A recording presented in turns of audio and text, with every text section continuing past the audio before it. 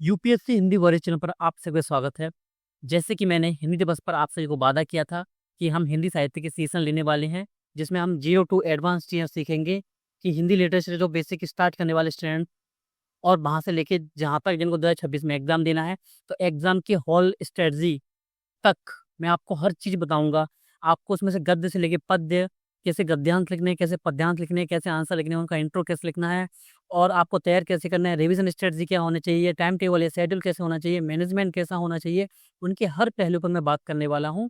लेकिन इससे पहले जैसे कि मैंने आपको उस प्रोमो वीडियो में आपको बताया भी था कि हमने बहुत सारे जो क्वेश्चंस हैं वो आपके ले लिए हैं। हमारे पास 44 क्वेश्चंस हैं। एक सेशन में सभी के आंसर्स देना पॉसिबल नहीं है, इसीलिए मैंने आज सिर्फ उसके स्टार्टिंग जो बेसिक्स क्वेश्चन थे उनको मैंने उठाया है और बारीकी से हम 0 टू एडवांस लेके चलेंगे, यानी बेसिक टू एडवांस लेके चलेंगे क्वेश्चंस को। अगर आपके मन में कोई भी सवाल आता है हिंदी लिटरेचर रिलेटेड, चाहे वो आंसर राइटिंग रिलेटेड हो, चाहे वो किसी आपका किसी टॉपिक को लेकर हो कि किसको कैसे तैयार करना है, भले ही वो आपके कोटेशन को लेकर हो, भले ही वो उद्धरण को लेकर हो, आप कोई सा भी क्वेश्चन कमेंट सेक्शन में पूछ सकते हैं। मैं नेक्स्ट क्लास में आपका हर एक डाउट पूरा क्लेरिफाई और बिल्कुल एक्सप्लेन कर दूंगा, बिल्कुल डेप्थ में करके।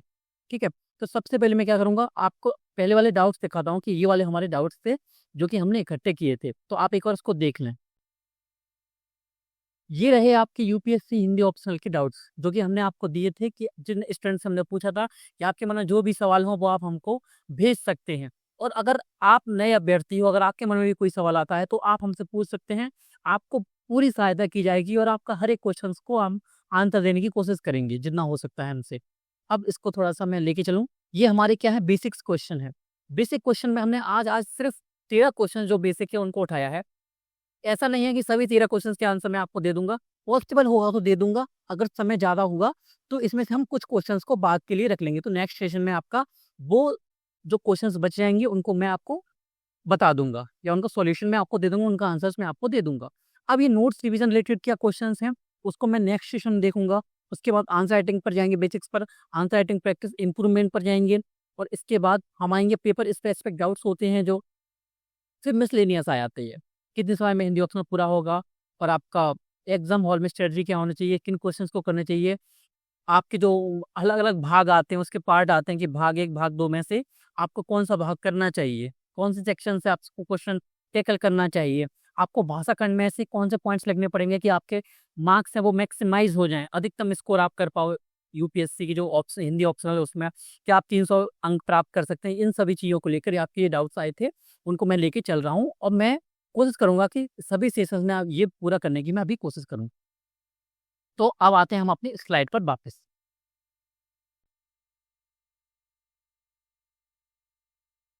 चलिए तो हम यहाँ से स्टार्ट करते हैं। सीधा सा अगर हम आए यहाँ पर तो हमारे जो बेसिक क्वेश्चन निकल के आते हैं वो ये सभी क्वेश्चंस यहाँ पे दिए हुए हैं, जैसे कि आपको सामने अपनी स्क्रीन पर दिख रहा होगा। अब इसके लिए हम क्या करेंगे, ये सभी क्वेश्चंस हैं।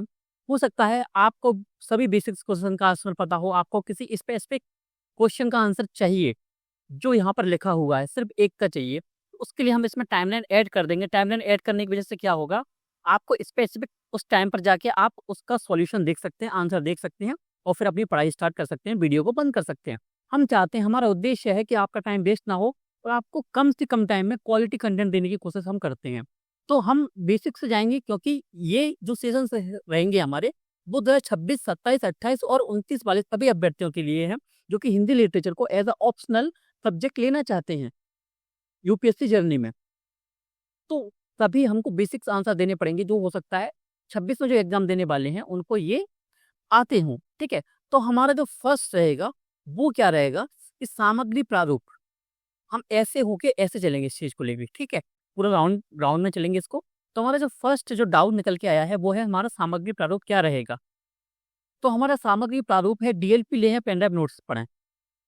ठीक है, अब यहाँ पर आने से पहले, इस क्वेश्चन को आने से पहले हम थोड़ा अदर क्वेश्चन पे आते हैं, जिससे क्या होगा, ये क्वेश्चन उसका सब पार्ट होगा। तो वो क्वेश्चन क्या है, कक्षा उपस्थिति और अध्ययन मोड। ये आपके दो क्वेश्चन हैं। ये वाला, क्या कक्षाएं आवश्यक हैं, और ये तीसरा क्वेश्चन है, ये भी सेम है, बस थोड़ी सी लैंग्वेज अलग है। उसका जो अर्थ है वो वही है कि आप कोचिंग करें या आप खुद से इसका स्व अध्ययन कर सकते हैं, या सेल्फ स्टडी के माध्यम से इसको आप कवर कर सकते हैं। ठीक है? तो इसको हम बताने वाले हैं कि आपको करना क्या है। सबसे पहले आपके पास ऑप्शंस हैं अभी कि आप क्लासेस कर सकते हो, लेकिन ऑप्शन आपके पास कब है? जब आप 26 में एग्ज़ाम ना दे रहे हो तब। अगर आप 26 में एग्ज़ाम दे रहे हो और अब अगर आप स्टार्ट करना चाह रहे हो अब हिंदी ऑप्शनल को, तो ये समय क्लासेस लेने का नहीं है बिल्कुल भी, ठीक है? तो ये एक समय है एक बैलेंस लेने का, या मैं आपसे बोलूँगा कि आप 70 टू 80% जो अपना सिलेबस है, उसको खुद से कवर करें। और खुद से कवर आप तभी कर पाएँगे जब आप क्या पहले से आपने हिंदी लिटरेचर वगैरह या सब्जेक्ट एज़ अ सब्जेक्ट आपने कभी पढ़ा हो या आपके ग्रेजुएशन में हो और आपकी अंडरस्टैंडिंग अच्छी हो, आपका इंटरेस्ट भी हो, तभी आप इसको कर पाओगे। अगर आप 27 में एग्ज़ाम देने वाले हैं, तो आप इसको बेझिझक क्लासेस के माध्यम से कर सकते हैं, ठीक है? अब ये सभी क्वेश्चंस क्या हो सकते हैं कि कोई क्वेश्चन पहले आ सकता है, कोई क्वेश्चन बाद में आ सकता है। मैं सभी क्वेश्चंस के आंसर आपको दे दूँगा, तो आपको इस सेशन के लास्ट में आपके सभी डाउट्स क्लियर हो जाएँगे कि लास्टली हमको एज़ इट इज़ करना है क्या? ठीक है? तो कक्षा की उपस्थिति, अब यहाँ पर एक मुद्दे की बात है कि आज से 2 या 3 साल पहले हमारे पास ऑप्शंस नहीं हुआ करते थे विकास सर की क्लासेस के अलावा। हमारे पास 157 क्लासेस हुआ करती थी विकास दबेकर सर की, उनके अलावा हमारे पास कोई ऑप्शन नहीं था। लेकिन अब ऑप्शंस खुल चुके हैं। जैसे कि मैंने सुना है जैसे कि 2 टीचर्स हैं, जैसे कि अनुराग त्रिपाठी नाम है शायद, या उनका और कुछ नाम है। मैं नाम तो मुझे उनका पता नहीं है, लेकिन केजीएस कोचिंग जो खान सर की कोचिंग है, उन्होंने पूरा ऑप्शन उसको पढ़ाया हुआ है, नोट्स भी प्रोवाइड किए गए हैं और आपके स्टडी आईक्यू में, ठीक है? तो अगर आप उनकी क्लासेस को देख रहे हैं और आपको उनकी उनकी क्लासेस से अच्छी अंडरस्टैंडिंग हो रही है, ठीक है? तो सबसे पहले आपको क्या करना है, जिस टीचर की क्लासेस सबसे कम हो, उस टीचर को चुनना है। लेकिन इसमें भी क्या है, शीट चेक करना है। अगर आपको उस टीचर को समझ में ही नहीं आ रहा, जैसे कि मान लीजिए मैंने आपको नाम बताया कि केजीएस से आप पढ़ लीजिए, खान सर के जो जो टीचर पढ़ा रहे हैं ऑप्शनल, उन टीचर से आप क्लासेस को ले सकते हैं। लेकिन अगर आपकी अंडरस्टैंडिंग नहीं हो पा रही है उन टीचर के साथ, वो आपको समझा नहीं पा रहे हैं या आप उनकी लैंग्वेज को समझ नहीं पा रहे हैं, तो आप विकास दिव्य सर पर शिफ्ट हो सकते हो। तो आप यहाँ पर एक क्वेश्चन निकल के आता है, क्या क्लासेस करना ज़रूरी होता है?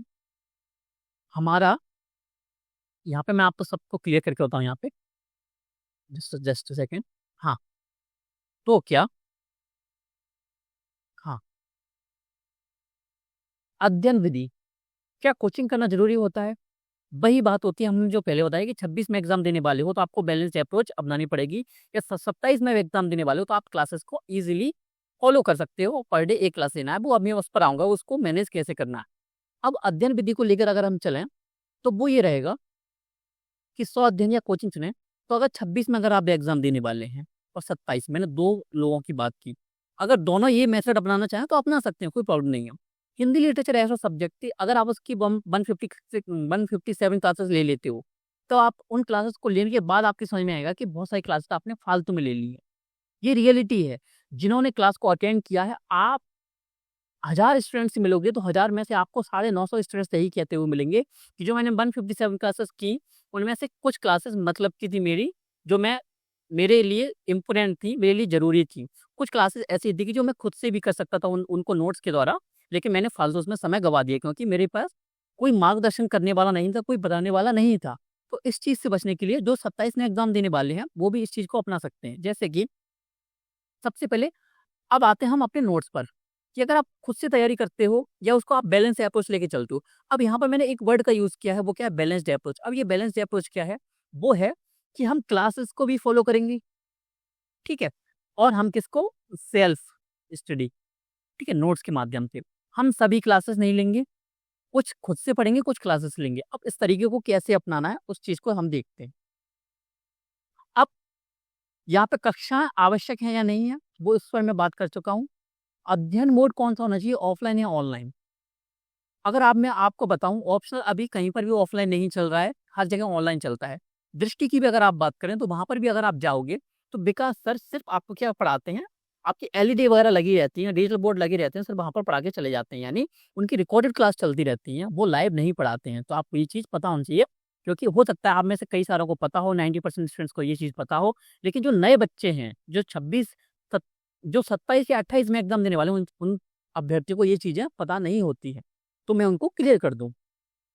संसाधन कौन-सी किताबें या स्रोत का यूज़ करें? अभी इस टाइम पर मार्केट में 2 तरीके की हैं, जैसे केजीएस और आपका दृष्टि का मटेरियल। लेकिन मैंने दोनों मटेरियल को अच्छे से देखा है।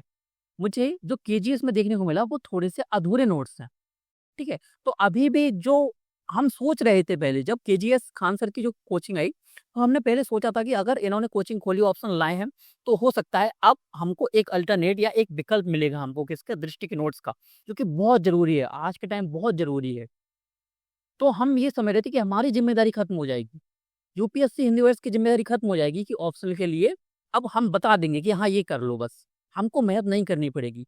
लेकिन उन नोट्स को देखने के बाद मेरी समझ में आया कि हमको मेहनत करने की ज़रूरत अब है, क्योंकि उन नोट्स का जो विकल्प है वो नहीं बन सकता, क्योंकि उन नोट्स में भी कमी है, कंटेंट में कमी रह गई है कहीं-कहीं, ठीक है? पूरी चीज़ें नहीं दी गई हैं। शॉर्ट करने के चक्कर में उन्होंने इतना शॉर्ट कर दिया उसको, जिससे कि जो फुलफिलमेंट होती है, एग्ज़ाम की जो डिमांड होती है उसका फुलफिलमेंट नहीं होता है या वो फुलफिल डिमांड्स पूरी नहीं होती हैं, ठीक है? अब संसाधन क्या? तो आपको हम अब किस पर निर्भर रहना पड़ेगा आपको, डिपेंड रहना पड़ेगा। अब मैं इसका भी बताऊँगा आपको कि दृष्टि के नोट्स यूज़ कर रहे हो, ये सेशंस आप क्या कर लो, आप पूरे अटेंड कर लो पूरे सेशन जितने मैं लेने वाला हूँ। मैं गारंटी देता हूँ आप आपको इस चीज़ की। 300 प्लस आप जो सपना रखते हो ना, उसको साकार करने में यूट्यूब पर कोई भी टीचर कैसे भी मदद नहीं कर सकता, ये सेशन आपकी मदद करेंगे। और ऐसा नहीं है सिर्फ हम ऐसा क्यों बोल रहे हैं, उसके पीछे रीज़न है, हम आपको प्रूफ़ देंगे। क्योंकि हम आपको उन बेसिक चीज़ों से अवगत कराएँगे, जिससे जो 26 में भी एग्ज़ाम देने वाले हैं, उन उन अभ्यर्थियों को भी ये चीज़ें नहीं पता हैं, ठीक है? तो सामग्री प्रारूप क्या पढ़ेंगे?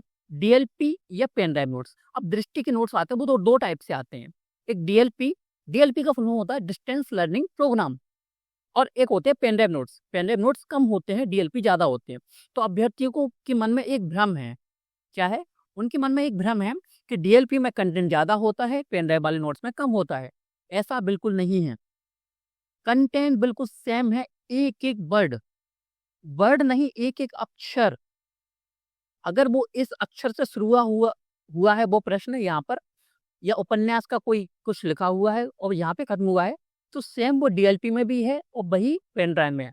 फिर वो कंटेंट कम कैसे है? कंटेंट कम सिर्फ इसलिए है कि उसका जो प्रारूप है, बनाने का जो फ्रेमवर्क है वो चेंज कर दिया है। कैसे?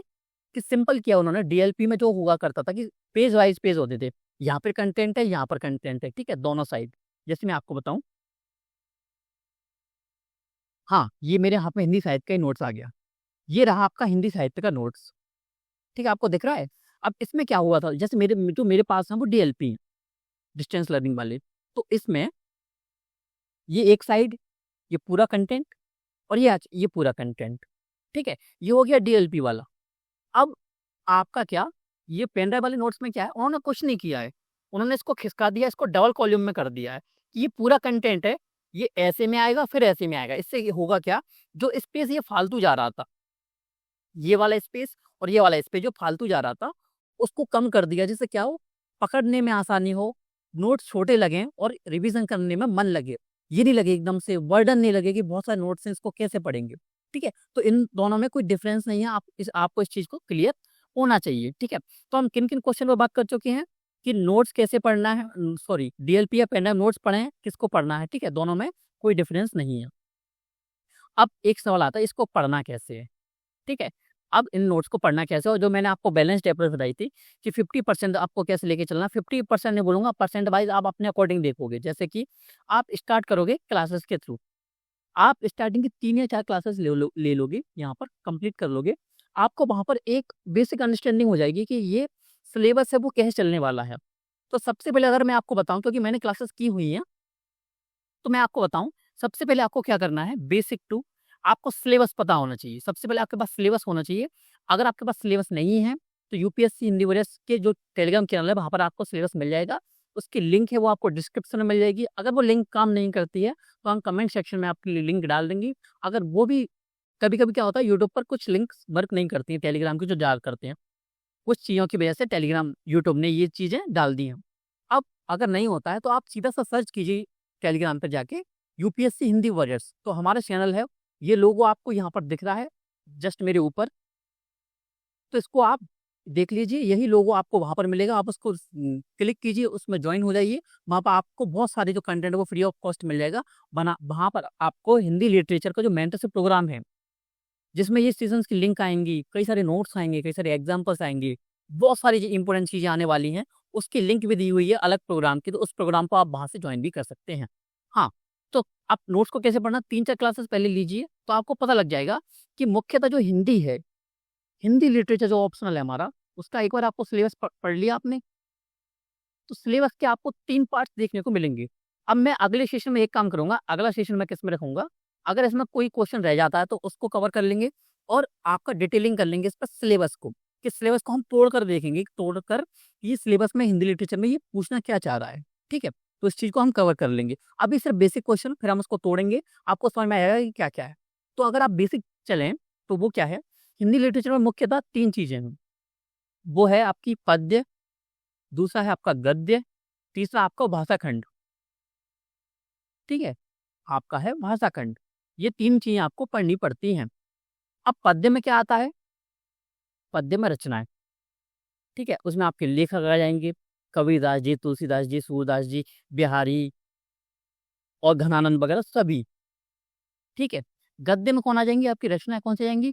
कहानी, उपन्यास और नहीं, पद्य में क्या-क्या आ जाएगा आपका? जो आधुनिक रचनाएँ रहती हैं, ठीक है?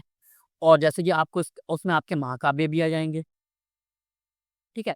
गद्य में क्या आ जाएगा? कहानी, इसमें और क्या आ जाएगा आपका? उपन्यास, ठीक है? या में आप आपका जाएगा उपन्यास आ जाएगा और गद्य में क्या आ जाएगा? आपका नाटक और क्या आ जाएगा? आपका निबंध, ठीक है? और ये सबसे कई सारे स्टूडेंट जब इसको पढ़ते हैं, तो सबसे उनको इंटरेस्टिंग जो पार्ट लगता है, वो यही लगता है। लेकिन जब आप पूरा सब्जेक्ट पढ़ लोगे, एक बार रिवाइज़ कर लोगे, तो आपको हिंदी लिटरेचर के सभी जो अपने जो टॉपिक थे, वो अच्छे लगेंगे। फिर आपका क्या गद्य, पद्य मैंने आपको बता दिया, भाषा खंड। भाषा खंड में इसका मतलब क्या होता है? इसमें आप थोड़ी-सी लैंग्वेज के बारे में पढ़ोगे, कि ये लैंग्वेज कैसे बनी और कब से इसकी उत्पत्ति हुई, इसकी विशेषता क्या है, हम इसको बोलते कैसे हैं।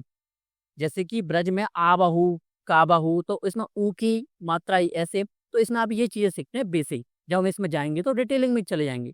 अब जिन्होंने पढ़ लिया उनको ये चीज़ें पता होगा, जिन्होंने नहीं पढ़ा है उनको थोड़ा-सा इसमें कन्फ्यूज़न होगा। Just a second.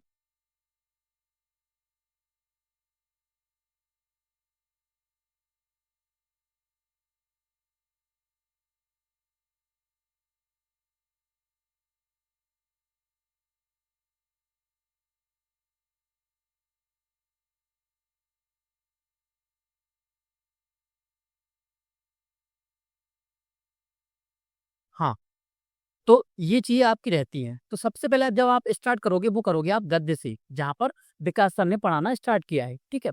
तो आप क्या करोगे, उनकी सभी क्लासेस नहीं लेनी है, सिर्फ़ अंडरस्टैंडिंग के लिए उनकी क्लासेस को लेना है। तो कुछ क्लासेस आप स्किप करते जाइए, जहाँ पर आपको लगता है कि ये मेरे लिए ज़रूरत नहीं है, जिसमें वो कहानी को क्या कर रहे हैं, बता रहे हैं कि कहानी क्या है। अगर आप कहानी खुद से भी पढ़ना पड़ेगा क्योंकि पढ़ना ही है।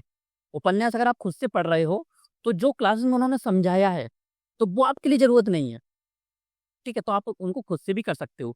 लेकिन यहाँ पे एक चीज़ ध्यान देने वाली है, अगर आप 27 में एग्ज़ाम देने वाले हो और आपका हिंदी लिटरेचर कभी रहा ही नहीं है, ना ग्रेजुएशन में, ना 12वीं तक आपका हिंदी कभी अच्छा रहा ही नहीं, आपको अंडरस्टैंडिंग भी नहीं है कि गद्य, पद्य वगैरह ये क्या होता है और अगर आपने उसको 2 या 3 दिन पढ़ा है और आपको समझ में नहीं आ रहा है, खुद से पढ़कर, तो मैं आपसे बोलूँगा कि आप क्लासेस को कंटिन्यू कीजिए। लगातार 157 क्लासेस आप ले सकते हो, लेकिन कभी भी ये गलती मत कीजिएगा कि पर डे 2 क्लासेस ले रहे हो आप। पर डे सिर्फ 1 क्लास लेना है, संडे को आपको उसको ब्रेक देना है, भले ही आपको वो 7 महीने चले।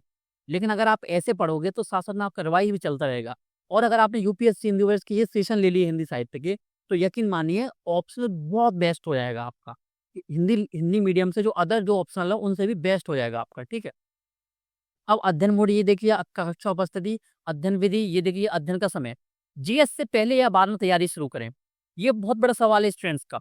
अब मैं आपसे बोलना चाहूँगा कि अगर आप तैयारी आज से स्टार्ट कर रहे हो, जैसे कि अब आपके ऊपर है, मैं आपसे बोल रहा हूँ, अगर आप आज से स्टार्ट कर रहे हो, तो एक इसके जो मापदंड है या योग्यता है वो ये है कि आपने मेंस के लगभग 2 या 3 सब्जेक्ट्स पहले पढ़े हों। तो आपको यूपीएससी की अंडरस्टैंडिंग होगी, यूपीएससी की डिमांड क्या होती है। तो आप ऑप्शनल को स्टार्टिंग से ना पढ़ें और लास्ट के लिए भी ना रखें। लास्ट के लिए ना रखें और स्टार्टिंग में भी ना पढ़ें, बिल्कुल स्टार्टिंग कि जैसे मैं आज स्टार्ट करने वाला हूँ, तो मैं ऑप्शनल से ही स्टार्ट करता हूँ। हिंदी पढ़ना स्टार्ट कर दिया। सबसे पहले मेंस के 2 या 3 सब्जेक्ट्स पढ़ो, आपको अंडरस्टैंडिंग होगी कि हाँ, कि सिलेबस कैसे काम करता है, पैटर्न कैसे काम करता है, पीवाईक्यू क्या होते हैं, मॉक टेस्ट क्यों ज़रूरी होते हैं, आंसर राइटिंग की फ्रेमवर्क क्या होता है, ये 10 नंबर और 15 नंबर का चीज़ क्या है, ठीक है? तो ये नए स्टूडेंट्स के लिए। पुराने स्टूडेंट्स को ये लग रहा होगा कि ये तो हँसी वाली बात है। जब आप नए थे, तब याद कीजिए कि आपको कुछ नहीं पता था, समझ में नहीं आता था, सर कौन-सी बुक ले लें, कौन-सी बुक लिस्ट ले लें हिंदी लिटरेचर के लिए, समझ में नहीं आता था ना, तो नए स्टूडेंट्स को नहीं पता होता, इसलिए मैं सभी को लेके चल रहा हूँ, इसलिए मैंने क्या बोला ये बेसिक क्या है आपकी क्लासेस है। अब यहाँ पर थोड़ा-सा इम्पोर्टेंट क्वेश्चन्स आ जाते हैं आपके यहाँ पे, ये हमने ये सभी क्लियर कर लिए हैं। अब कौन-सी किताबें और स्रोत का उपयोग करना है, ठीक है? आपको दृष्टि के नोट्स यूज़ करना है और आपको बुक्स लेनी है जिसमें बहुत सारे स्टूडेंट्स को कन्फ्यूज़न होता है कि कौन-कौन सी बुक्स लेनी है, तो वो आपको मैं बता दूँ, तो वो है ये बुक ये वाली, आपके सामने ये रखी हुई हैं, ये बुक्स आपको यूज़ करनी हैं और इनको पढ़ना है। तो सर क्या इनको बिना पढ़े सिर्फ़ डिस्ट्रिक्ट नोट से नहीं हो पाएगा? हो जाएगा। मैंने बोला कि हो जाएगा, लेकिन जो आप 300 का सपना देख रहे हो, वो नहीं हो पाएगा। आप बहुत अच्छा पढ़ लोगे, आप 270 तक पहुँच जाओगे और 270 इस टाइम पर पहुँचना बहुत टफ़ है, बहुत टफ़, बहुत टफ़। 250 तक पहुँच जाओगे। 300 तक अगर पहुँचना है, तो आपको ये पढ़ना पड़ेंगे और उसका भी एक तरीका है और सिर्फ़ एक सेशन में ये चीज़ें नहीं बताई जा सकती। मैं परत दर परत खोलूँगा इसकी, कि है क्या रियलिटी में ऑप्शनल। इसको मैं लास्ट सेशन तक इतना खोल के रख दूँगा कि आप ये बोलेंगे कि इतना डेप्थ में किसी भी टीचर या मेंटर ने बताया ही नहीं है। जिन मुद्दों पर विकास सर ने बात नहीं की, क्योंकि उनका काम था सिर्फ़ आपको पढ़ाना, तो उन्होंने बहुत अच्छे से किया है। बहुत अच्छे टीचर हैं। लेकिन जिन चीज़ों को आपको अब ज़रूरत है कि उसको तैयार कैसे करना सब्जेक्ट को। एक होता है पढ़ाना, कि मैंने आपको कोई चीज़ पढ़ा दी है। अब उस सब्जेक्ट को तैयार करना, जो आपको करना है लेकिन आपको नहीं आ रहा है वो चीज़ तैयार करना। आपको समझ में नहीं आ रहा है कि रिवीज़न कैसे करना है। तो उस चीज़ को मैं आपको सिखाऊँगा। तो वही चीज़ जो विकास सर ने नई चीज़ें बताई हैं, वो चीज़ें जो उन्होंने बता दी हैं, वो तो ठीक है आपको क्लियर ही हैं। जो चीज़ें उन्होंने नहीं बताई हैं, वो चीज़ मैं आपको बताने वाला हूँ, ठीक है? और बहुत सारी ऐसी चीज़ें होंगी जो आपके जो नेक्स्ट सेशन है, जो अगले सेशन होंगे आपको बहुत ज़्यादा आपका माइंड खोल के रख देंगी।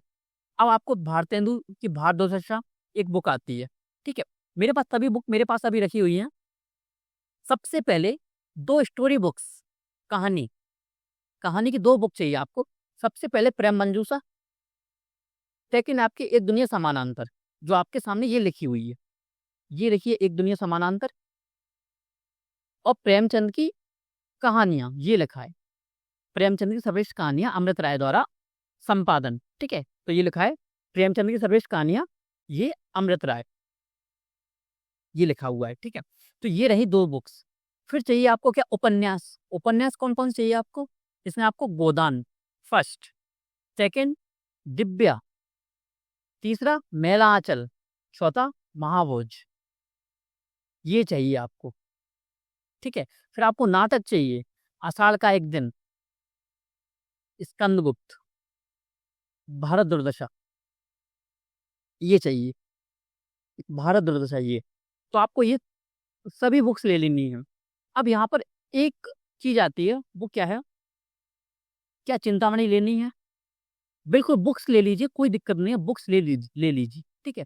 अगर इकोनॉमिक कोई प्रॉब्लम है, आपकी स्थिति ठीक नहीं है, तो जो बुक्स मैंने अभी बताई हैं, इनको तो लेना पड़ेगा। आप इनको थोड़ा-सा क्या कर सकते हो, इग्नोर कर सकते हो इन दोनों बुक्स को, ठीक है? यूज़ ये भी होंगी, उपयोग ये भी आएँगी, लेकिन मैं आपको बता दूँगा कि उसका जो अल्टरनेट है, वो हम आपको दे देंगे, वो कैसे करना है, ठीक है? तो निबंध लें और ये बाकी बुक्स आपको लेना है। अगर फिर भी और आर्थिक स्थिति खराब है, तो आप इनको हट के क्या कर सकते हो, पीडीएफ के द्वारा पढ़ सकते हो क्योंकि मैक्सिमम जो बुक्स हैं, वो मिल जाती हैं। ठीक है, अगर आप ढूँढोगे तो मिल जाएँगी। हम कोशिश करेंगे इन बुक्स की पीडीएफ ढूँढने की, तो जो स्टूडेंट्स की आर्थिक स्थिति रियलिटी में खराब है, जो शौकीन गरीब नहीं है। शौकीन गरीब क्या होता है? बोलने को है कि सर हम तो गरीब हैं। भले वो शाम को जाके ₹500 उड़ा देते हैं, सड़कों पे जाके, ठीक है? लेकिन एजुकेशन के नाम पे जो उनकी पढ़ाई के लिए उन पे पैसे खर्च नहीं होते हैं, ठीक है? तो मैं अलग-अलग बात जो शौकीन गरीब हैं, उनकी बात नहीं कर रहा, जो रियलिटी में जिनकी स्थिति सही नहीं है, आर्थिक स्थिति खराब है, उनके लिए मैं बात कर रहा हूँ, ठीक है? क्योंकि मैं सबको लेके साथ में लेके चलता हूँ। जिस दिन मैंने ये सोचा था कि यूपीएससी यूनिवर्सिटी को बनाना है, उसी दिन मैंने सोच लिया था कि मैं ऐसे स्टूडेंट्स को लेके आगे लेके जाने वाला हूँ, जिनकी आर्थिक स्थिति इतनी नहीं है कि वो एक-एक लाख रुपए दे सकें। तो उस स्थिति से निपटने के लिए इस संस्थान की शुरुआत की गई थी और वो संस्थान आपके सामने आज कार्य कर रहा है और लगातार कार्य करता रहेगा आप सभी के लिए। इसीलिए हमारी जो हर एक प्रोग्राम रहती है उसकी फीस कभी भी ज़्यादा नहीं होती। 500, 1000, 1500 बस इससे ज़्यादा कभी नहीं होती। ठीक है? अब आगे लेके चलते हैं इस चीज़ को। अब विषय उपयुक्तता, क्या विषय मेरे लिए सही है? सबसे बड़ा सवाल, क्या विषय मेरे लिए सही है? अब ये आप पर निर्भर करता है, आप क्या कीजिए सबसे पहले, अगर आप बेसिक अंडरस्टैंडिंग आपकी हिंदी की सही है, आपका ग्रेजुएशन में है, आपने हिंदी पहले पढ़ा हुआ है, तो हिंदी ऑप्शनल आपके लिए है। तो आप एक चीज़ से चेक कर सकते हो कि आप इसको 3 या 4 दिन पढ़ के देखो या आप 1-2 क्लासेस लेके देखो विकास सर की क्लासेस, अगर आपको अंडरस्टैंडिंग हो रही है, थोड़ा-सा भी इंटरेस्ट आ रहा है ना कि हाँ, थोड़ा-सा अच्छा लग रहा है, तो आप ऑप्शनल आपके लिए है। लेकिन अगर स्थिति इसके उलट है बिल्कुल कि समझ में ही नहीं आ रहा है बिल्कुल, कि दिमाग के ऊपर बिल्कुल, कि समझ में नहीं आ रहा है, तो सोचिए एक बार कि अगर आप दूसरा विषय लेना चाहें तो आप उसको ले सकते हैं। लेकिन यहाँ पर एक चीज़ ध्यान देने वाली है, सिर्फ़ इंटरेस्ट बहुत सारे टॉपर्स बोलेंगे, बहुत सारे टीचर्स बोलेंगे कि इंटरेस्ट देखना पड़ता है। मैं आपसे ये बोलता हूँ कि इंटरेस्ट को ख़त्म करके अगर आप में हिम्मत है, तो ऑप्शनल को तैयार करके इस ऑप्शनल को आप यूज़ करो। क्यों? क्योंकि अदर जो ऑप्शनल की आप हालत देख रहे हो आज, हिंदी मीडियम में अच्छे मार्क्स नहीं आते उनसे। और ऐसा नहीं बोलूँगा कि हिंदी से भी बहुत अच्छे मार्क्स आ रहे हैं, हिंदी लिटरेचर से। नहीं आ रहे हैं, लेकिन तुलनात्मक रूप से तो हिंदी लिटरेचर उनसे अच्छा चल रहा है इस टाइम पर। आप डेटा देख सकते हो। ज्योग्राफी, सोशियोलॉजी सब्जेक्ट्स ले रहे हैं, वो हिंदी में कारगर नहीं साबित हो रहे हैं, हिंदी माध्यम के अभ्यर्थियों के लिए। तो क्या विषय मेरे लिए सही है, तो आपको क्या करना है, 8 दिन आपको पढ़ के देखना है, ठीक है? 8 दिन नहीं तो 4 दिन, 3 या 4 क्लासेस को फ़ॉलो कीजिए, थोड़ा-सा भी इंटरेस्ट आ रहा है तो आप कर लोगे, ठीक है? इंटरेस्ट कम भी आ रहा है तो आप, अगर आप पढ़ने में अच्छे हो, आप सीरियस हो, आप कर लोगे, ठीक है? अब मैं ये नहीं बोल रहा कि मेरा ऑप्शनल हिंदी लिटरेचर तो आप भी ले लीजिए। मैं सिर्फ फ़ायदे के लिए बात कर रहा हूँ कि क्योंकि मार्किंग अच्छी होती है compare to other subject, optional subject. अन्य की तुलना में अच्छी मार्किंग होती है, अच्छे अंक दिए जाते हैं, ठीक है? क्योंकि अगर आप ऑप्शनल ज्योग्राफी लेते हो, सोशियोलॉजी लेते हो, हिस्ट्री लेते हो, आपको बहुत ज़्यादा सिलेबस को पढ़ना पड़ेगा, करंट अफेयर्स पढ़ना पड़ेगा, बहुत सारी चीज़ें पढ़नी पड़ेंगी, इसके बाद भी आप 250 तक पहुँच पा रहे हो, ठीक है? तो आपको यहाँ पे डिफरेंस देखने को मिल जाता है और हो सकता है कि आप गलत ऑप्शन लेके 10 या 20 अंक से मेंस आपके फाइनल लिस्ट में आपका नाम चूकता है, तो आपको वहाँ पर बहुत ज़्यादा क्या होगा, दुःख होगा इस चीज़ का कि काश उस दिन मैं हिंदी लिटरेचर ले लेता, तो 10 से 20 अंक मेरे एक्स्ट्रा आ जाते, तो आज मैं फाइनल सिलेक्शन में कम से कम आईआरएस तो होता ही, नहीं तो डानिफ्स में होता कहीं, अंडमान निकोबार में तो होता कहीं आईपीएस, ठीक है? स्कोर क्षमता, जब 300 अंक प्राप्त किए जा सकते हैं, स्टूडेंट्स का मन में सवाल और 26 वाले को भी मन में भी सवाल है, जो 25 में एग्ज़ाम दिया था, जिनका निकला, नहीं निकला, जिन्होंने मेंस का एग्ज़ाम दे दिया, उनके मन में भी यही सवाल है कि क्या हिंदी ऑप्शनल में 300 अंक प्राप्त किए जा सकते हैं, जिसका टारगेट सब लेके चल रहे हैं, आ किसी की नहीं रहे हैं। 2020 के बाद 300 से ज़्यादा अंक किसी के नहीं आए। 1-2 अभ्यर्थी के आए हैं जिनका इंटरव्यू कॉल भी नहीं हुआ या फाइनल सिलेक्शन में उनका नाम नहीं आया। क्यों? क्योंकि हुआ क्या, ऑप्शनल में 301 नंबर या 302 नंबर आए हैं। 1-2 अभ्यर्थी के आए हैं लास्ट 5 साल में, जो टॉपर रहे हैं, रवि कुमार सैकिया की सबसे अच्छी रहेंगे अब इन 5 सालों में, 18वीं रहेंगे। उनके भी 380 या 280 या 285 नंबर है उनके। 285 या 280 नंबर है, एग्ज़ैक्ट मैं याद नहीं कर पा रहा हूँ, लेकिन इतने ही हैं। दिव्या तंवर, दिव्या मैम के नंबर भी कितने हैं? इतने ही हैं। 280 से लेके 285 के आस-पास है, 285 के आस-पास। अब जो मैं बात कर रहा था कि जिनको 301 आ गए, उनके क्या हुआ कि मेंस में जो अदर सब्जेक्ट्स हैं, जनरल स्टडीज़, निबंध पेपर, उनमें मार्क्स कम रह गए। और किसी-किसी का तो क्या हुआ, एक अभ्यर्थी का तो उसका इंग्लिश जो पेपर होता कंपल्सरी वो नहीं निकला। ठीक है? तो इंग्लिश कंपल्सरी पेपर का महत्व वो इतना ज़्यादा हो जाता है कभी-कभी। ठीक है? तो इस चीज़ को पॉइंट आउट कर लो आप। इंग्लिश कंपल्सरी पेपर को आज से ही पढ़ना है। अगर आपकी इंग्लिश कमज़ोर है, अगर आप इंग्लिश की क्लासेस देख के नहीं समझ पा रहे हो, इंग्लिश न्यूज़पेपर नहीं पढ़ पा रहे हो तो दिक्कत वाली बात है यूपीएससी में सिलेक्शन। रियलिटी बोलूँ आपको, अगर आप चाह रहे हो मैं रियलिटी बोलूँ, सिलेक्शन नहीं हो पाएगा। थोड़ी बहुत इंग्लिश आपको आनी चाहिए, क्योंकि आपको कंपल्सरी पेपर निकालना है और लास्ट में आपको इंटरव्यू देना है, जिसमें कि मैक्सिमम जो लैंग्वेज यूज़ होती है, भले आप हिंदी मीडियम से देने जाओ तब भी आप वहाँ पर इंग्लिश ही यूज़ करना पड़ेगा, क्योंकि इंटरव्यूअर होते हैं उनको हिंदी कम आती है या वो बोलना नहीं चाहते। अब ये आप अपना कुछ भी कहो कि भाग्य खराब है, क्या है, वो होता है तो होता है। इस चीज़ को आपको अपनाकर चलना पड़ेगा, आपको उस चीज़ को मानना पड़ेगा। इसलिए अपनी इंग्लिश अच्छे से कर लो अभी से। अब सवाल 300 प्लस अंक आप कह सकते हैं। अब इसको थोड़ा-सा विश्लेषण करना पड़ेगा मुझे। इसका जो जवाब है वो हाँ या ना में नहीं है।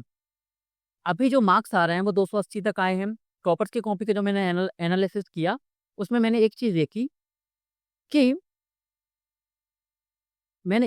कि उनके जो मार्क्स थे वो किसके बेसिस पर थे, दृष्टि आईएएस के। उन्होंने कंटेंट को इतना अच्छा यहाँ पर रख लिया था उन्होंने अपनी गली में। हर चीज़ याद थी, उद्धरण याद थे, एक-एक पॉइंट याद था, तो उनके 280 तक आ गए। अगर आपको यहाँ से 300 तक का सफ़र करना है, तो मौलिक लिखना पड़ेगा। सर ये तो हमने बहुत जगह सुन लिया कि मौलिक लिखना पड़ेगा, लेकिन ये मौलिक है क्या? मतलब इस यहाँ पर मौलिक का मतलब ये है कि सभी वही पॉइंट्स लिख रहे हैं। कबीरदास जी का लोकोन्मुख आया, तो सभी ने वही कंटेंट लिखा। हिंदी उपन्यास और यथार्थवाद में संबंध आया, तो सभी ने वही कंटेंट लिखा। तो क्या होता है कि एक जैसा कंटेंट देखने पर अगर आपको भी मैं 50 कॉपी दूँ और सब में एक जैसा कंटेंट लिखा होगा, तो आप एवरेज नंबर दोगे, अच्छे नंबर नहीं दोगे। 50 में से एक कॉपी ऐसी होगी जिसमें पॉइंट सही लिखे हैं पूरे, पूरे सही लिखे हैं और उसका कंटेंट अलग भी है, तो आप उसको +1 या +2 मार्क्स एक्स्ट्रा दे दोगे। और सिर्फ अगर एक क्वेश्चन में भी ये हो गया, समझ जाओ आप, एक प्रश्न में भी अगर 1 अंक बढ़ गया, तो आप ईज़िली 300 तक तो पहुँच ही जाओगे। तो वो मौलिक कैसे? मौलिक लिखने के लिए हमको मौलिक कंटेंट होना चाहिए हमारे पास। क्योंकि हवा में नहीं बन जाएगा ये कंटेंट कि माइंड में आया इसको सोच के लिख दो। अगर सोच के लिख रहे हो एग्जाम में तो मेंस भी क्वालीफाई नहीं होने वाला है। ये रियलिटी है। अगर आप सोच के लिख रहे हो कि सोचना पड़ रहा है कि इसमें क्या लिख दूँ मैं ऐसा मौलिक, तो वो गलत तरीका है, सबसे गलत रणनीति है। तो 300 अगर प्राप्त करने हैं तो उसके लिए आपको क्या करना पड़ेगा? मौलिक लिखना पड़ेगा। क्या करना पड़ेगा? आपको लिखना पड़ेगा और लिखने के लिए आपको आपके पास क्या होना चाहिए? कंटेंट होना चाहिए, मौलिक कंटेंट। मौलिक कंटेंट कैसे आएगा? उसकी ज़िम्मेदारी मुझ पर छोड़ दीजिए, मैं तैयार करवाऊँगा आपका कंटेंट। यूट्यूब पर या किसी भी संस्थान, पेड कोर्स, भले ही वो आपके 25,000 हो, 30,000 हो, 35,000 हो, 50,000 ऑप्शनल जितने भी लिए आपसे फीस ले रहे हैं, उन्होंने ये कंटेंट आपको नहीं बताया होगा, वो कंटेंट मैं आपको बताने वाला हूँ, वो भी फ्री ऑफ कॉस्ट। बस आपसे क्या अपेक्षा करता हूँ मैं, आप सिर्फ कमेंट कर दो। हम अपनी कर्तव्य पूरे निभा रहे हैं, लेकिन आप नहीं निभाते हो, आप सिर्फ कमेंट भी नहीं करते हो। मैं आपसे सिंपल एक कमेंट की बोलता हूँ कि सिर्फ आप कमेंट कर दो, आप वो चीज़ भी उसको फॉलो नहीं करते हो, ठीक है? हम आपके लिए इतना कर रहे हैं, तो आपकी ज़िम्मेदारी बनती है कि थोड़ा बहुत आप अपना सपोर्ट दिखाएँ। वीडियो को दोस्तों के साथ शेयर करें, सेशन को शेयर करें अपने दोस्तों के साथ और कमेंट ज़रूर करें, ठीक है? तो कंटेंट के साथ लिखना। तो मौलिक लिख के 300 आ सकते हैं, सिर्फ डिस्ट्रिक्ट नोट्स पर अगर डिपेंड रहोगे तो 300 नहीं आएँगे। ये आपका आंसर हो गया विश्लेषण के साथ। और विश्लेषण अगर मैं अंदर जाऊँगा तो 2-3 घंटे का सेशन हो जाएगा, ठीक है? तो बेसिक आंसर, अगर आपके मन में और सवाल आते हैं तो कमेंट सेक्शन में लिख दीजिए, ठीक है? पाठ्यक्रम को प्रबंधन कैसे करें? पाठ्यक्रम को प्रबंधन कैसे करना है? अगर आप क्लासेस करते हैं, तो क्या कर सकते हो आप?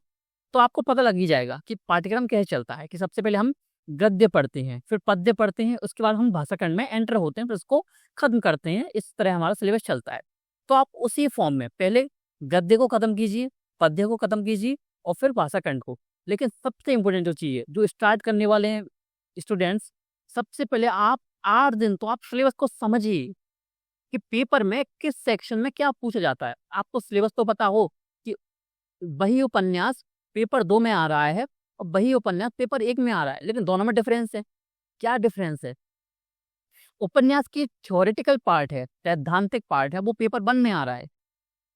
जबकि जो कि रचनाओं से क्वेश्चन आ रहे हैं, आपके नोवेल, उपन्यासों से क्वेश्चन डायरेक्ट आ रहे हैं। गोदान से क्वेश्चन आ गया होरी के बारे में। तो वो पेपर 2 में आएगा, वो पेपर 1 में नहीं आ सकता और पेपर 1 का क्वेश्चन पेपर 2 में नहीं आ सकता। तो आपको अंडरस्टैंडिंग होनी चाहिए सिलेबस के ऊपर, तो सिलेबस को अच्छे से पढ़िए।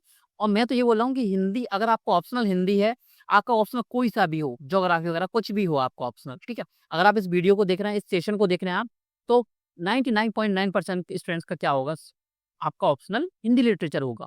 तो आपके पास लगभग 5 से 7 फोटोकॉपी होनी चाहिए। 5 से 7 क्यों बोला मैंने? एक टेबल पर रखा है, एक बैग में रखा है, एक लाइब्रेरी जाते हो आप तो लाइब्रेरी में रखा है, एक बुक्स के साथ रखा है, कि जहाँ पर भी आप बैठे हो तो आपके पास सिलेबस ज़रूर होना चाहिए। और ऐसा ही मेंस के सिलेबस के साथ है, कि मुख्य परीक्षा के जनरल स्टडीज़ का भी आपका क्या सिलेबस आपके पास होना चाहिए। तो पाठ्यक्रम प्रबंधन कैसे करना है, आप क्लासेस के थ्रू कर सकते हो। बाकी आप क्या कर सकते हो, जिस लाइन में क्लासेस हैं, ठीक है, उस तरह आप इसको कवर कर सकते हो। ठीक है, पहले सिलेबस को समझो, या 2 या 3 क्लासेस ले लो, आपको अंडरस्टैंडिंग हो जाएगी। ठीक है, सिर्फ 3 या 4 क्लास ले लो, आपको अंडरस्टैंडिंग हो जाएगी। अब अभ्यास कैसे करें? पीवाईक्यू लगाने हैं, मॉक टेस्ट लगाने हैं, क्या लगाना है आपको? सबसे पहले पीवाईक्यू तो आपको इंक्लूड ही करना है अपने नोट्स में, कि पीवाईक्यू का क्वेश्चन अगर आपका आज आ जाए, अगर आप उसको तैयार कर रहे हो, तो पीवाईक्यू का अगर सवाल एज इट इज आ जाए तो आपके पास आंसर हो, लेकिन आंसर दृष्टि वाला नहीं है। आपके पास आंसर हो खुद का, कि अगर एज इट इज यही क्वेश्चन अगर मुझे लिखने को मौका मिलता तो मैं क्या लिखता। तो उसका इंट्रो तैयार हो, उसका बॉडी पार्ट तैयार हो, जीएस का फॉर्मूला यहाँ यूज करना है, जो कि हिंदी ऑप्शन वाले स्टूडेंट्स नहीं करते हैं। इसमें मैं कंक्लूजन क्या लिखूंगा, इसमें मैं उद्धरण क्या लिखूंगा, मैं किसका एग्जाम्पल लिखूंगा, मैं किस समीक्षक का नाम लिखकर यहाँ पे अपने जो पॉइंट है उनको क्या बदल दूंगा। तो अभ्यास, पीवाईक्यू, मॉक टेस्ट दोनों आवश्यक हैं। ये सेशन में बारीकी से बाद में पता चलेगा धीरे धीरे, कि पीवाईक्यू की प्रैक्टिस कैसे करनी है, मॉक टेस्ट की प्रैक्टिस कैसे करनी है। ठीक है, ये सेशन में परत दर परत ये चीजें खुलेंगी। ठीक है, तो अभी अगर बताऊंगा तो हो सकता है अंडरस्टैंडिंग ना हो, परत दर परत खुलेंगी, तो ये ज्यादा अच्छा रहेगा। तैयारी में कितना समय लगेगा?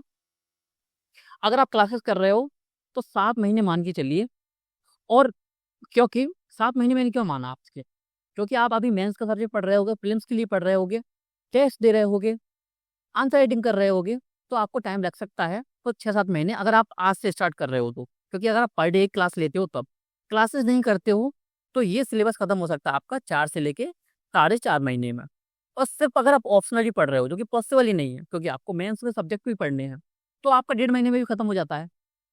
लेकिन एक आदर्श जो आप इसका समय है वो है 4 से 5 महीने में।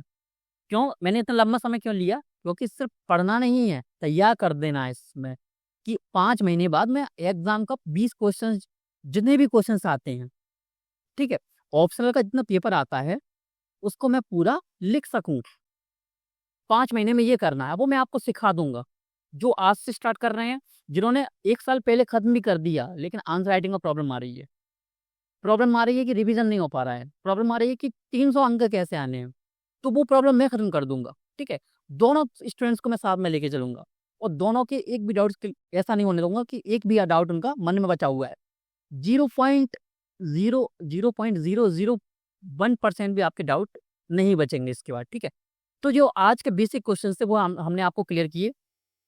अब अगले सेशन में, ये सेशन मैंने फिक्स कर लिया है, मेरे माइंड में आ गया एकदम, आपको पढ़ाते पढ़ाते, ये रियलिटी में मेरे मन में आपको पढ़ाते पढ़ाते आया, मैं सिलेबस को डिकोड करूंगा पूरा। ठीक है, तो सिलेबस को डिकोड करेंगे हम, तो जो 26 में भी एग्जाम देने वाले हैं उनके लिए भी सेशन महत्वपूर्ण रहेगा। जो स्टार्ट करने वाले हैं 27 में देने वाले हैं, जिन्होंने पहले पढ़ लिया है, जो पढ़ रहे हैं, जो पढ़ चुके हैं, सभी के लिए सेशन इंपॉर्टेंट होगा। हम इसमें सिलेबस को डिकोड करेंगे।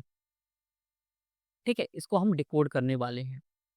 तो बस आप सभी से यही चाहते हैं कि हिंदी लिटरेचर से रिलेटेड 20 से 25 सेशन आएंगे, और 20 से 25 सेशन में मैं आपको वहां पर लेके छोड़ दूंगा जहां आपके 300 अंक आ जाएंगे रियलिटी में। जहां आपका सपना है 300 अंक लाने का, उस 300 अंक के पास में लाकर आपको खड़ा कर दूंगा कि हाँ ये आपके सामने है, अब दरवाजा आपके सामने है, आप खोल दीजिए उस चीज को। ठीक है, आपको मुख्य परीक्षा में जाना है, इस चीज को परफॉर्म करना है, और परफॉर्मेंस अगर आपका अच्छा रहता है तो 300 अंक आपके आते हो, आप फाइनल सिलेक्शन में आपका नाम, और आप किसी ऑफिसर की पोस्ट पर आप आ जाते हो।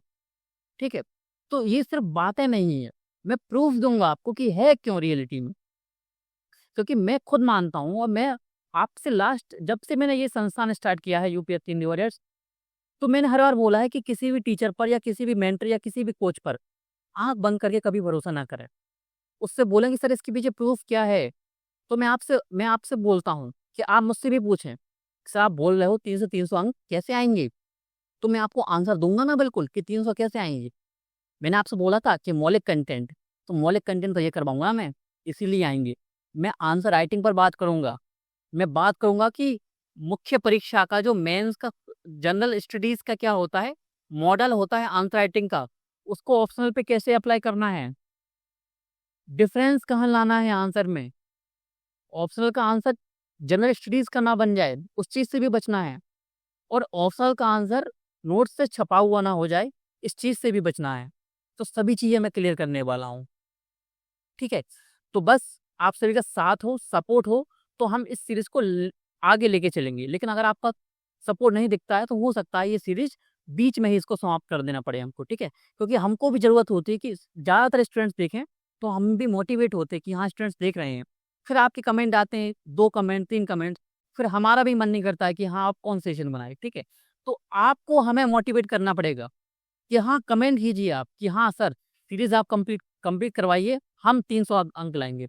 तो आज आपको कमेंट करना है कि सर सिर्फ 300 प्लस कमेंट करना, सिर्फ ये लिख के कि 300 प्लस मार्क्स, ठीक है। आप लिख सकते हो कि टारगेट 300 प्लस। तो जो स्टूडेंट्स रियलिटी में सीरियस हैं कि हाँ 300 अंक लाना चाहते हैं, वो कमेंट कर दें बस, ठीक है। मैं देखना चाहता हूँ कितने स्टूडेंट्स मेरे साथ हैं, कितने स्टूडेंट्स यूपीएससी हिंदी वर्ड्स के साथ हैं इस मुहिम में कि 2026 में हम हिंदी मीडियम से कई सारे सिलेक्शन करके दिखाएंगे, हिंदी ऑप्शन में 300 पार करके दिखाएंगे इस बार हम। तो आपको वो चीज़ करना है, तो आज आप कमेंट कर दीजिए, मैं चेक करूंगा किस किसने कमेंट किया है, क्योंकि हम एक ही कमेंट देखते हैं। अदर स्टूडेंट्स की अदर इंस्टीट्यूट हैं उनकी तरह नहीं कि उनकी उनमें क्या होता है कि जो सोशल हैंडलिंग के लिए जो व्यक्ति लगे रहते हैं, सिर्फ वो क्या करते रहते हैं, उन पर स्क्रॉल करते रहते हैं और उनको देखते रहते हैं। यहाँ पर मैं खुद भी देखता हूँ कि कौन क्या कमेंट कर रहा है, ठीक है, तो उसका प्रभाव हम पर पड़ता है। तो बस आपसे सिर्फ कमेंट का बोला है और सिर्फ शेयर का बोला है, मैं नहीं बोल रहा कि आप सब्सक्राइब करो या कुछ करो, कुछ मत करो, सिर्फ कमेंट कर दो। और अपने जो सहपाठी हैं हिंदी लिटरेचर जिनको जरूरत है रियलिटी में, क्योंकि साथ में बैठकर हम सिलेक्शन लेंगे, हम दिखाएंगे कि हिंदी लिटरेचर के अकेले स्टूडेंट्स कितने होंगे, और 300 पार करने वाले स्टूडेंट्स भी हो सकता है 5 से 10 स्टूडेंट हो जाएं। सिर्फ इसी मुहिम के साथ हम आपको पहला सेशन है हमने आपको दिया है, सेकंड सेशन में हम सिलेबस डिकोड पे जाएंगे, और ऐसे ही हम परत दर परत खोलेंगे और हम एडवांस तक जाएंगे एक एक क्वेश्चन पर कि आपको कौन सा क्वेश्चन वहां पर कहाँ पर सॉल्व करना है, पद्य कैसे लिखना है, गद्य कैसे लिखना है, गद्यांश कैसे लिखना है, पद्यांश कैसे लिखना है, किस चीज में किस चीज का यूज किया जाता है, ठीक है। तो ये चीज हम सभी कवर करने वाले हैं। तो आपसे बहुत बहुत धन्यवाद, मिलते हैं आपसे नेक्स्ट हिंदी लिटरेचर की नेक्स्ट सेशन में और एक धमाकेदार सेशन में।